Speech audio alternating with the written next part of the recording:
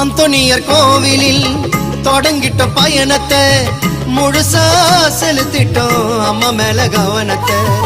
எங்கள் ஆசை நிறைவேத்த தொடங்கிட்ட பயணத்தை அழகா பார்த்தோமே அடையாறு சொருவத்தை. அங்க கூடும் ஜனங்க ஜபத்தை சொல்லுது, அந்த சந்தோஷத்துல அலையும் தொல்லுது.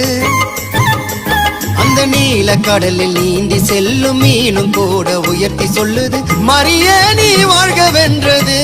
அந்த மீனும் கொடி மரத்தை ஜபித்து நின்றது. ஏத்தி வச்ச மெழுகுவத்தி எரியுதம்மா உன்னை சுத்தி.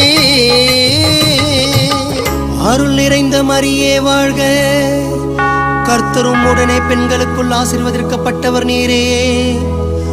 திருவயிற்றில் கனியாகிய இயேசுவும் ஆசீர்வதிக்கப்பட்டவரே. ஆமென்.